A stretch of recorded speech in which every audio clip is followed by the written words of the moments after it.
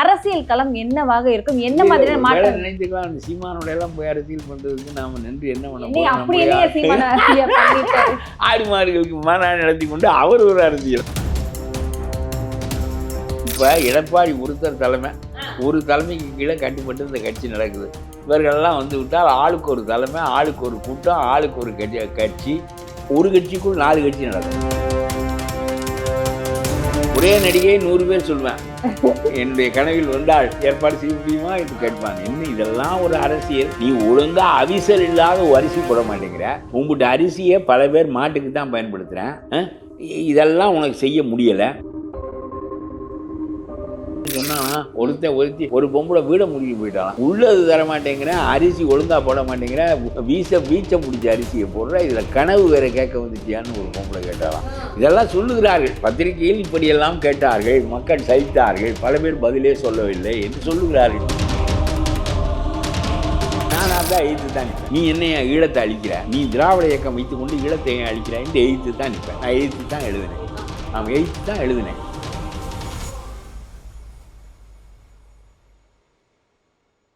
இந்த எலெக்ஷனை பார்த்தா ஒரு மாதிரியா இருக்கு.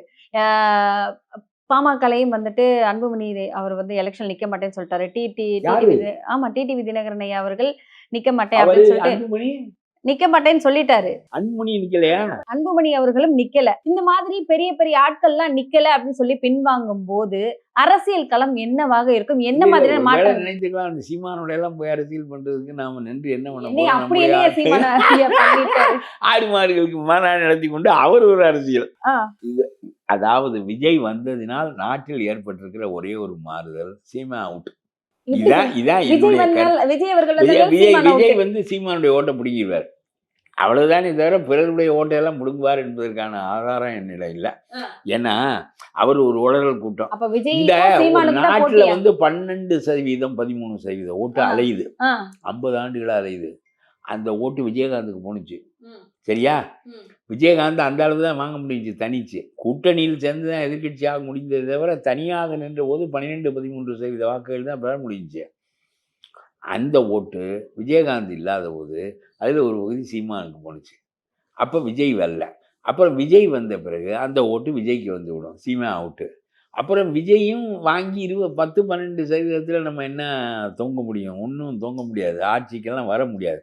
அப்புறம் அவர் போனதுக்கப்புறம் இந்த ஓட்டு மறுபடியும் புதுசாக எவன் வருவான்னு பார்த்துக்கணும். நம்முடைய மக்களுக்கு இந்த 2 திராவிட இயக்கமும் வேண்டாம் என்று நினைக்கின்றவர்கள் ஒரு 10-15% இருக்கிறார்கள். அதிகம் 15%, குறைந்தது 12%. அவர்கள் தான் விஜயகாந்தை உருவாக்குகிறார்கள், சீமானை உருவாக்குகிறார்கள், விஜயை உருவாக்குகிறார்கள். வேண்டுமென்று இல்லை, அவர்களுக்கு போட மாட்டேன் என்று சொல்லி அவர்கள் போடுகின்ற வாக்குகளால் இவர்கள் உருவாகி விடுகிறார்கள். பிறகு இவர்கள் வெளியேறி விடுகிறார்கள். புதிய விஜய் இதுக்கப்புறம் புதுசா ஒரு ஆள் வருவார் இருப்பாரு. அந்த திராவிட இயக்கங்கள் போகின்றவர்கள் இந்த 12-13% வாக்குகள் மாற்று கட்சிகளுக்கு தான் விழும். ஓகே, ஏடிஎம்கேல பார்த்தா எப்ப பார்த்தாலும் ஒரு குழப்பம் போய்கிட்டே இருக்கு. ஓபிஎஸ் ஐயா ஒரு விஷயம் சொல்றாரு, இபிஎஸ் ஐயா ஒரு விஷயம் சொல்றாரு. நாங்க அதுல ஒரு வலுவான தலைவரே இல்ல. எதை நோக்கி அந்த ஏடிஎம்கே போகுதுன்னு தெரியும் சொல்லுவதற்கு. அதாவது நம்முடைய ஸ்டாலின் என்ன செய்வாரு, அதாவது மோடியை பற்றி தான் பேசுவார், பாரதிய ஜனதா கட்சியை பற்றி தான் பேசுவார். இப்போ அவர் என்ன முதலமைச்சருக்கா நிற்கிறார் மோடி. இப்போ எடப்பாடி வர வேண்டும், எடப்பாடி தான் வரப்போகிறார். பிஜேபி துணை கட்சி தான். பிஜேபிக்கு எத்தனை இடங்கள் கொடுக்க அமைதியாக செய்வார் எடப்பாடி, பதற்றப்பட மாட்டார். இவங்க என்னதான் நீ கோழை என்பார்கள், அடிமை என்பார்கள், என்ன பிஜேபியினுடைய வால் என்பார்கள், தோல் என்பார்கள், என்ன சொன்னாலும் அவர் வாட்டுக்கு அவருடைய வேலையை செய்து கொண்டிருப்பார். அவருடைய கட்டமைப்பை இவர்களால் குலைக்க முடியவில்லை. ஓபிஎஸ் வெளியேறினார், ஓபிஎஸ் தன்னந்தனியாக போயிட்டார். அவருடைய கட்சியில் இருந்தவரெல்லாம் கொஞ்சம் பேர் திமுகவுக்கு போயிட்டான், கொஞ்சம் பேர் இவர்கிட்டே வந்துட்டான், ஏடிஎம்கே தருமர் எம்பியெல்லாம் வந்துட்டார்.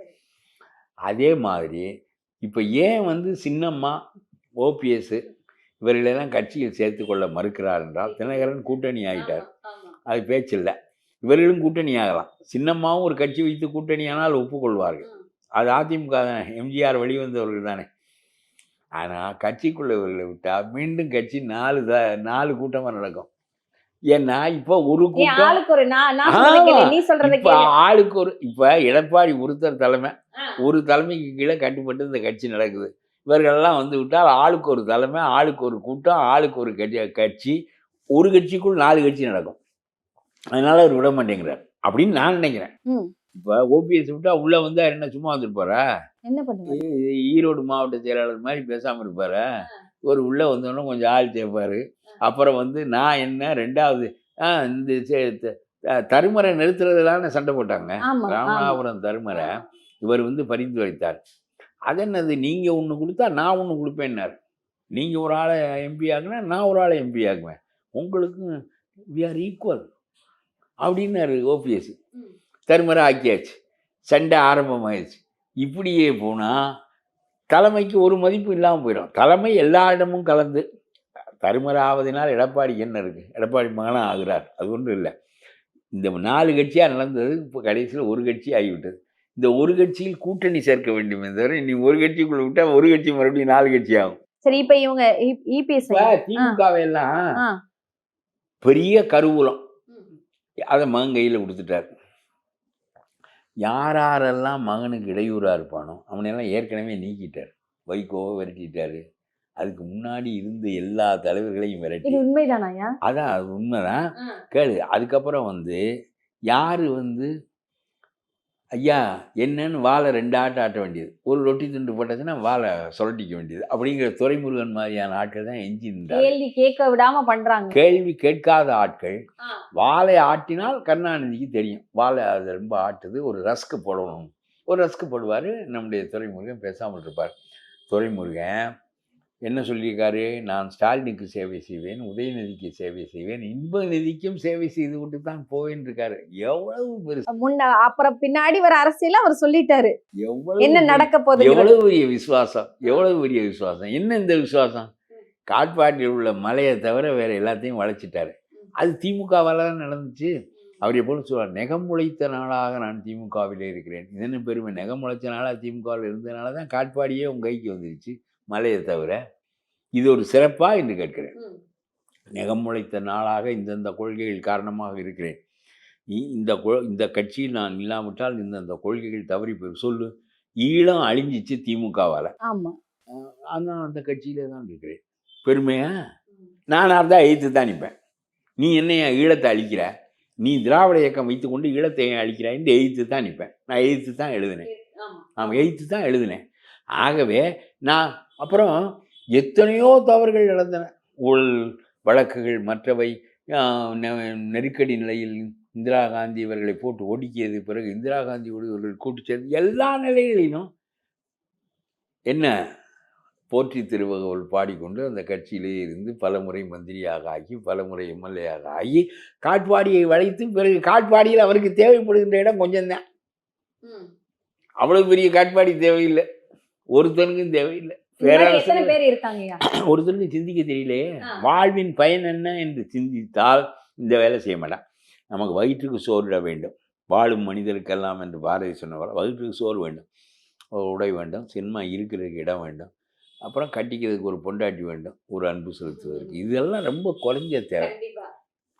இவங்க உலகத்தையே வளைச்சி அடித்து என்ன பெரிய அரண்மனைகளை கட்டி கோபுரங்களை உருவாக்கி ஒன்றும் இல்லைடா. நீ சைஃபராக போட்டு பேங்கில் வச்சுருக்க பணம் அல்லது ஒழிச்சு வச்சுருக்க பணமெல்லாம் அங்கேயே இருக்கு, நீ போயிடுவேன்.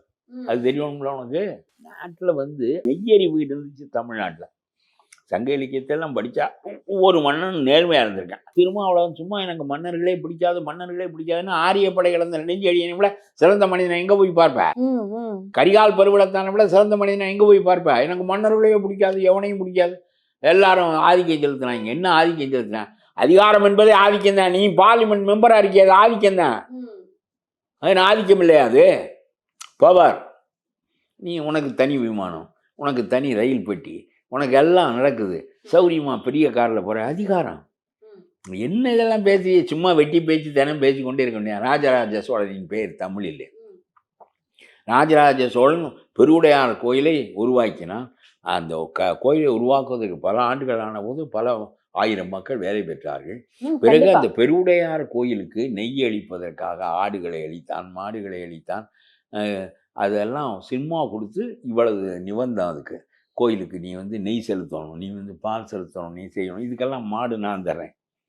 அது எவ்வளவு வேலை வாய்ப்புகளை உருவாக்கி எப்படியெல்லாம் வந்து அந்த சோழ பேரரசை கொண்டு செலுத்தியிருக்கான். அவன் ஆதிக்கம் செலுத்துகிறான்.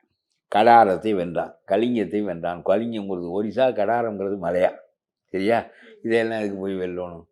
இந்த ட்ரம்ப் வெனின்சுலாவை வென்றது மாதிரி அது சரியில்லைதான். ஆனால் அவ்வளோதெல்லாம் என்னடா நீங்கள்லாம் அசோகனாக இருக்கிய, பெரிய திருமாவளவனுக்கு அசோகனுடைய சிந்தனை தான் இருக்கான்னு கேட்குறேன். எல்லா மன்னனும் இதை தான் செஞ்சான். போவேன், படையெடுப்பேன், அங்கே இருக்க சொத்தை கொண்டு வந்துடுவேன், நம்ம ஊரில் வந்து பெரிய கோயில் கட்டி குளம் கட்டி. சரி, அவன் வீராணம் ஏரி கட்டினானே 1000 ஆண்டு பயன்படுக்குது, கல்லணை கட்டினானே 2000 ஆண்டு விவசாயம் நடக்கிறது, நம்ம எல்லாரும் சாப்பிட்டு கொண்டு இருக்கிறோமே, அதையெல்லாம் பேச மாட்டியா? மன்னர்களையெல்லாம் எனக்கு பிடிக்காது. இதெல்லாம் சும்மா வெட்டி பேச்சு அரசியலில் பேசிக்கொண்டு இந்த பத்திரிக்கைக்காரன் இவர்கள் பேசுவதைத்தான் போடுகிறானே தவிர நம்ம எவ்வளவு அறிவாக பேசினாலும் செவத்தில் போய் முட்டிக்கினாலும் போடுறானா? அதான் ஐயா, இன்னொரு விஷயம் என்னன்னா, இப்ப அரசியல் நிலைப்பாடு அப்படிங்கறது பார்த்தா ஒண்ணுமே புரியல. ஆளுக்கு ஒரு பக்கம் அவங்கவுங்க நிலைப்பாடு சொல்லிட்டு அவங்கவுங்களா பேசிட்டு போயிடுறாங்க. ஆளுக்கு ஒரு மாநாடு நடத்துறாங்க, வாரத்துக்கு ஒரு மாநாடு, மகளிர் மாநாடு, அந்த மாநாடு, இந்த மாநாடு, இந்த பொதுக்கட்சி கூட்டம். ரொம்ப பிரமாதமான திட்டம் கொண்டாந்தவர் ஸ்டாலின் தான். 1.25 கோடி வீடுகளுக்கு போயிட்டார். போயிட்டு 50,000 மகளிரை சம்பளம் கொடுத்து ஏற்பாடு செஞ்சு அதுக்கு ஒரு 50 கோடி செலவழிச்சு. உங்களுடைய கனவு என்னன்னு கேட்டா, ஒருத்தன் வந்து சொன்னானா, ஒரு புகழ்பெற்ற நடிகை ஒரு நாளைக்கு இருக்கணுங்கிறத என்னுடைய கனவுன்னானா, ஏற்பாடு செய்ய போதா இந்த அரசு கேட்குறேனா? என்னடா கனவு கேட்குறீங்க? சொன்னாங்களா? ஆமா, ஒருத்தன் சொன்னானா, ஒருத்தி ஒரு பொம்பளை வீட முடிக்க போயிட்டாலாம். உள்ளது தர மாட்டேங்கிறேன், அரிசி ஒழுங்கா போட மாட்டேங்கிறேன், வீச்சம் பிடிச்ச அரிசியை போடுற, இதுல கனவு வேற கேட்க வந்துட்டியான்னு ஒரு பொம்பளை கேட்டாலாம். இதெல்லாம் சொல்லுகிறார்கள், பத்திரிகையில் இப்படியெல்லாம் கேட்டார்கள், மக்கள் சலித்தார்கள், பல பேர் பதிலே சொல்லவில்லை என்று சொல்லுகிறார்கள்.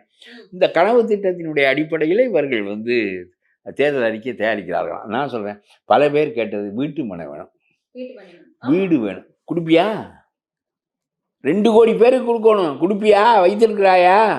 நீ சமத்துவம் கட்டினிய நாட்டில் சமத்துவம் வந்துச்சா? ஜாதி ஒழிந்ததா? அதாவது எல்லா ஜாதிக்கும் ஆளுக்கு ஒன்று கொடுத்தாரு. அந்த ஜாதிக்காரெல்லாம் வேற யாரும் இல்லை, திமுகவில் உள்ள ஒவ்வொரு ஜாதிக்கும் ஒரு வீடு கொடுத்தாரு. அவன் திமுகவில் பிள்ளையாக இருப்பேன், கோனாராக இருப்பேன், தேவராக இருப்பேன், எல்லாருக்கும் ஒரு வீடு. அதில் ஒரே ஒருத்தர் சம்மந்தம் இல்லாத வீடு பெற்றது பாப்பான் தான். ஏன்னா சமத்துவ உறவுல அது. ஐயருக்கும் ஒரு வீடு கொடுத்தாங்க, ஐயருக்கு மட்டும்தான். ஆள் ரெடி பண்ணிருப்பாங்க. ஆமாம், அவங்களுக்கு வேண்டிய ஆள்லாம் கொஞ்சம் எதுக்காகனா ரெடி பண்ணி வச்சுக்குவாங்க. எஸ்வி சேகர் மாதிரி ஆள் இருப்பான்ல, என்ன எஸ்வி சேகர், மைத்திரேயன், இவங்களுக்கெல்லாம் திமுக ஒரு கேடு, இது ஒரு கட்சின்னு இந்த ஐயர்கள் போய் சேருது பாருங்க. இவங்களுக்கு ஏதாவது யோசனை இருக்கா? அதனால் அவங்களுக்கு ஒரு சமத்துவத்தில் ஒரு வீடு வேணால் கொடுப்பாங்க. ஐயருக்கு கொடுக்குற வீட்டை எஸ்வி சேகர் என்ன பணமாக இல்லை அது. ஆக இது என்ன கனவு திட்டம்? இதெல்லாம் ஒரு அரசியல் என்று கனவு திட்டம். இது ஒவ்வொருத்தரும் வச்சிருக்கான் கனவு, கொஞ்சம் நெஞ்சம் இல்லை. அப்போ ஆமாம், ஆமாம், ஒரே நடிகை 100 பேர் சொல்லுவேன், என்னுடைய கனவில் வந்தால் ஏற்பாடு செய்ய முடியுமா என்று கேட்பான். என்ன இதெல்லாம் ஒரு அரசியல்?